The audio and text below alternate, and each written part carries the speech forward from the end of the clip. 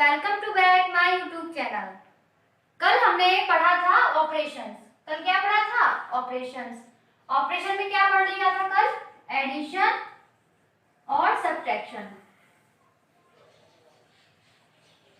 कल हमने ये दोनों ऑपरेशंस पढ़ लिए थे। आज पढ़ेंगे मल्टीप्लिकेशन और डिवीजन। तो मल्टीप्लिकेशन से स्टार्ट करते हैं आज का अपना लेक्चर। मल्टीप्लिकेशन जैसे हमने ऐड और सब्ट्रैक्ट पढ़ा है लार्ज नंबर्स का, वैसे ही हमको मल्टीप्लिकेशन पढ़ना है लार्ज नंबर्स का। ये मैंने 2 लार्ज नंबर लिख दिए हैं। इसका इस नंबर का मल्टीप्लाई हमें इस नंबर से करना है। जैसे हम प्रीवियस क्लासेस में करते थे वैसे ही हमको करना है, बस टर्म बढ़ गए हैं तो नीचे आपको कैलकुलेशन ज्यादा करनी पड़ेगी और इसमें कोई डिफरेंस नहीं है। तो 1 का इस पूरे नंबर में करेंगे, 1 का इस नंबर में, तो यही नंबर आ जाएगा। 1 का मल्टीप्लाई किसी भी नंबर में किया जाता है तो वही नंबर हमको मिलता है। अब 7 का करेंगे। 7 7 जा 49, 9 कैरी आई 4, 7 3 जा 21, 4 8 दिया 25 हो गया, कैरी हो गई 2, 7 5 जा 35, 2 ऐड करेंगे हो जाएगा 37, कैरी हो जाएगी 3, 7 यहाँ लिख लेंगे, 7 4 जा 28 होता है, 3 ऐड करेंगे हो जाएगा 31, 31 का 1 यहाँ लिखेंगे, कैरी आपकी 3 यहाँ लिख दी, 7 2 जा होता है 14, 14 में 3 ऐड करेंगे आएगा 17। अब हमने सेकंड नंबर का मल्टीप्लाई किया है तो यहाँ पर 2 टाइम्स मल्टीप्लिकेशन साइन करा दो। सेकंड नंबर था ये तो यहाँ 2 बार लगाया, जब 1 का किया था तो 1 टाइम लगाया था। अब 3 का करना है इस पूरे नंबर में, तो करते हैं 3 7 का होता है आपका 21, तो 1 लिखेंगे, 2 आपकी कैरी, 3 3 का होता है आपका 9, 9 में 2 ऐड करेंगे हो जाएगा 11 और कैरी आपकी कितनी बची अब 1। अब 3 5 का 15, 15 में 1 ऐड करेंगे हो जाएगा आपका 16, 6 यहाँ लिखेंगे, कैरी 1 यहाँ लिखी, 3 4 जा होता है आपका 12, 12 में 1 ऐड करेंगे हो जाएगा 30, 3 यहाँ लिखा, कैरी हमने इसलिए यहाँ लिख रहे हैं कैरी की हमें याद रहे कि कैरी हमें कितनी लेनी है। तो 3 2 जा होता है आपका 6 और 6 में 1 ऐड कर दिया हो गया 7। इतनी प्रोसेस जब हमने तीनों डिजिट्स का मल्टीप्लाई इस नंबर में कर लिया है, उसके बाद हमें ये सारे नंबर अब जोड़ने हैं जो हमें मल्टीप्लाई करने पर मिले हैं। तो ऐड कर देते हैं, 7 के नीचे कुछ नहीं है तो 7, 3 और 9 12, 12 का 2 कैरी 1, अब कैरी यहाँ पे 1 लिख ली, 1 और 5 6, 6 और 5 11, 11 और 1 12, 12 का 2 कैरी यहाँ पे 1 लिख ली, 1 और 4 5, 5 और 7 आपका 12 होता है, 12 में 1 ऐड करेंगे आएगा 13, 13 का 3 लिखा, कैरी यहाँ लिख दी, 1 और 2 3 3 1 4 4 6 10, 10 का 0 कैरी यहाँ लिखी, 1 और 7 8, 8 और 3 11, 11 का 1 कैरी यहाँ 1 आई, तो 1 और 1 2, 2 और 7 9, ये हमको आंसर मिल गया। अब हमने ऐसे क्यों किया मल्टीप्लाई? क्योंकि हमें 371 का टेबल हमें लर्न नहीं था। तो जब हमें टेबल लर्न नहीं था तो हमें 1 बाई 1 मल्टीप्लाई करके इस तरीके से लिखना है और फिर जो रिजल्ट आएगा उसको ऐड कर देना है, यही आपका मल्टीप्लिकेशन का आंसर हो जाएगा। Is that clear? एक बार और समझ लेते हैं क्या प्रोसेस है, उसके बाद वर्ड प्रॉब्लम का एक क्वेश्चन सॉल्व करेंगे। क्या किया, ये 2 लार्ज नंबर है, इसका मल्टीप्लाई इस नंबर से हमें करना है, तो 1 से स्टार्ट किया, इस नंबर में किया, बड़ी नंबर आ गया, फिर 7 का किया तो हमें ये मिल गया, उसके बाद हमने 3 का मल्टीप्लाई किया, हमें ये मिल गया, उसके बाद क्या करना है, इनको ऐड कर देना है। जब 7 के नीचे कुछ नहीं है तो 7, 3 और 9 12, तो 12 लिखा, 2 लिखा, ऐसे ही करके हमने पूरा ऐड कर दिया। तो आप आज सीख गए होंगे कि लार्ज नंबर का मल्टीप्लिकेशन हमें कैसे करना है।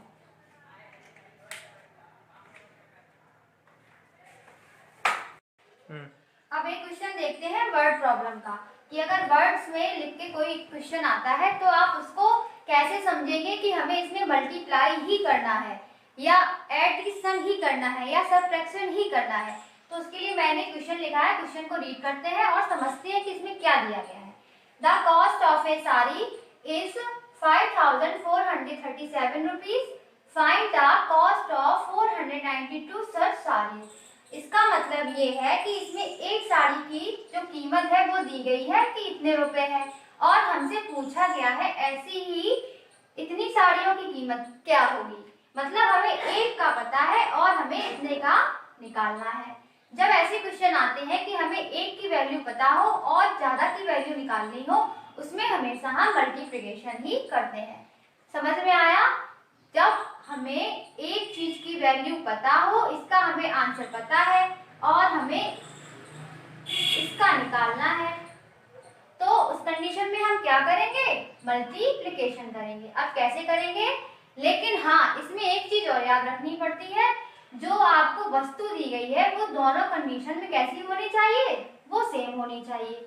अगर यहाँ साड़ी की कीमत दी गई है तो आपसे साड़ी की ही कीमत पूछी जाएगी, तभी आप मल्टीप्लाई कर पाओगे। अगर यहाँ पर साड़ी की कीमत दी जाए और किसी और की कीमत पूछी जाए तो आप इस क्वेश्चन को मल्टीप्लिकेशन से सॉल्व नहीं कर पाओगे।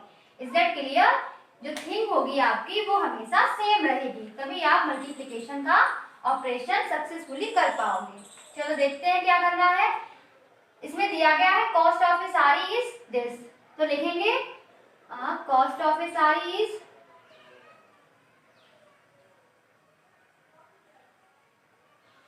कितनी दी गई है? 5437 रुपीज, और हमसे कितने की पूछी गई है? 492 की। कॉस्ट ऑफ 492 सच साड़ी इस क्वेश्चन मार्क। कर लेते हैं। हमें मल्टीप्लाई करना है, इसमें मल्टीप्लाई किया जाएगा। जो वैल्यू आपको एक वस्तु की दी जाएगी उसमें ही आपको जो वस्तु को मूल पूछा गया है जिन वस्तुओं का, उसकी आपको मल्टीप्लाई कर देना है। तो हमें एक की पता है वैल्यू कितनी है और उनसे पूछी गई है इतने की, तो बस हमने कर दिया मल्टीप्लाई। और मल्टीप्लाई करने के बाद जो आंसर आएगा वो आपका इन साड़ियों की कीमत हो जाएगी। और हाँ,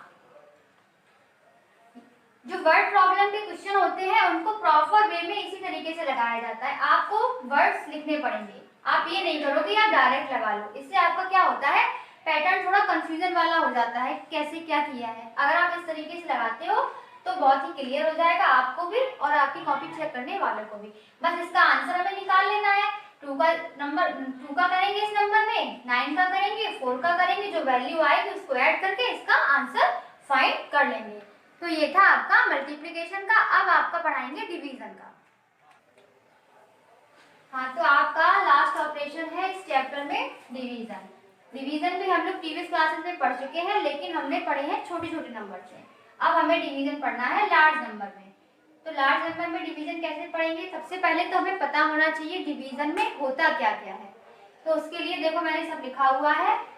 जिस नंबर से हम डिवाइड करते हैं उसको बोलते हैं डिवीजर। उसको क्या बोलते हैं? डिवीजर। और जिस नंबर पे हमें डिवाइड करना होता है उसको बोलते हैं क्या? डिवाइडेंड। क्या बोलते हैं उसको? डिवाइडेंड। और जो हमको आंसर मिलता है डिवाइड करने के बाद जो हमको आंसर मिलता है उसको बोलते हैं कोशिएंट। क्या बोलते हैं उसको? कोशिएंट बोलते हैं। अगर इतनी प्रोसेस करने के बाद भी अगर कुछ नीचे रह जाए, पूरा डिवाइड करने के बाद भी कुछ नीचे बचे अगर आपका, तो उसे बोलते हैं रिमाइंडर। क्या बोलते हैं उसको? रिमाइंडर। एक बार फिर से समझते हैं। जिस नंबर से हम डिवाइड करते हैं उसको बोलते हैं डिवीजर। उसको क्या बोलेंगे? डिवीजर।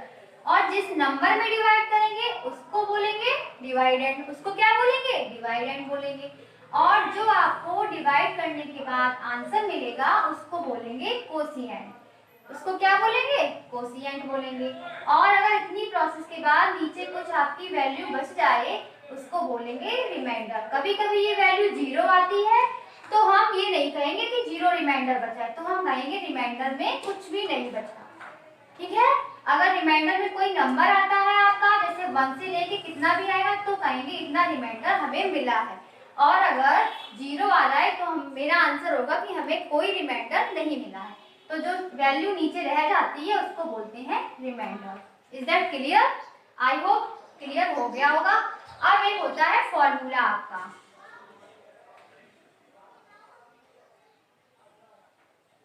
ये देखो मैंने लिखा हुआ है, क्या लिखा हुआ है, divided equal to divisor multiply by quotient add by reminder.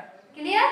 मतलब क्या है, जो डिविडेंड है वो किसके इक्वल होता है, डिवीजर और कोशिएंट का मल्टीप्लाई करेंगे, जो वैल्यू आएगी उसमें रिमाइंडर जोड़ देंगे, तो इस साइड की वैल्यू और इस साइड की वैल्यू दोनों अगर इक्वल हो जाती है तो हमें ये क्लियर हो जाता है कि जो हमने डिवाइड किया है वो मेरा बिल्कुल राइट हुआ है। अगर ये वैल्यू LHS और RHS इसकी वैल्यू अगर इक्वल हो गई तो क्या मतलब है, मेरा क्वेश्चन बिल्कुल राइट वे में लगा हुआ है, उसमें कोई मिस्टेक नहीं है।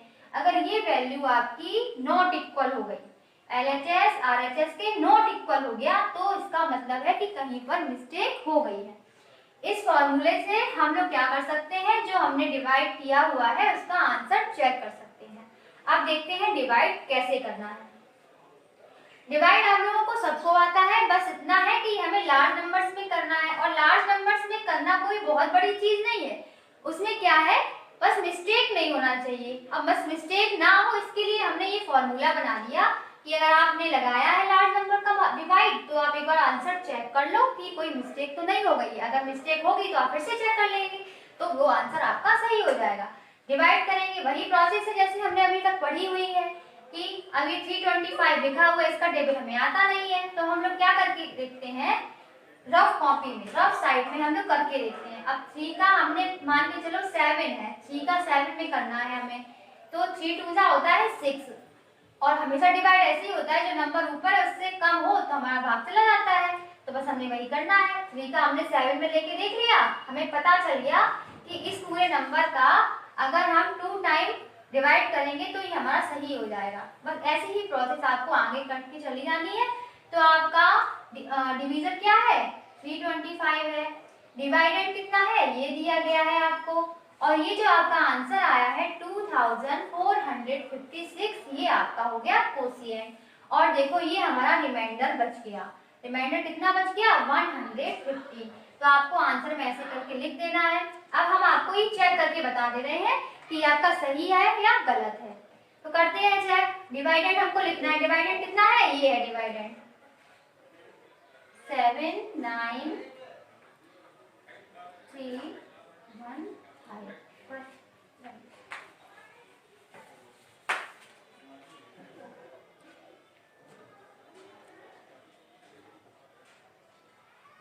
ये डिवाइडेंड है। अब हमें डिवीजर की वैल्यू कितनी है, 325 मल्टीप्लाई बाय किससे करना है, कोशिएंट से। कोशिएंट हमारा ये दिया गया है, और उसके बाद हमें ऐड कर देना है रिमाइंडर को। चलो करके देख लेते हैं मल्टीप्लाई।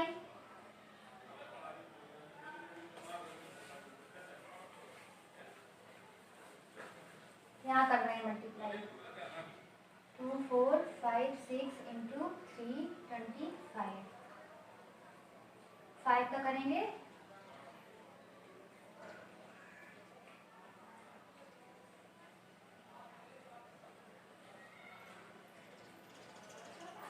अब 2 का करेंगे, 2 6 जा 12, 2 5 जा 10, 11 हो जाएगा, 2 4 जा 8, 9 हो गया, 2 2 जा 4 हो गया। 2 टाइम्स मल्टीप्लिकेशन साइन, 3 6 जा होता है आपका 80, 3 5 जा 15 होता है,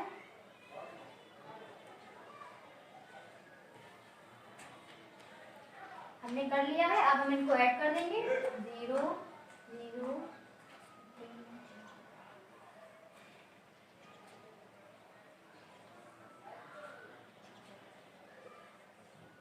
ये वैल्यू आ गई है। हमें इसमें क्या करना है, रिमाइंडर को ऐड कर देना है, तो यही ऐड कर देना है 1 1 50, यही तो है ना रिमाइंडर, 5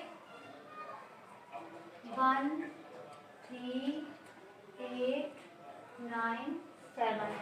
देखते हैं यही नंबर आ रहा है, देखो यही आ गया है।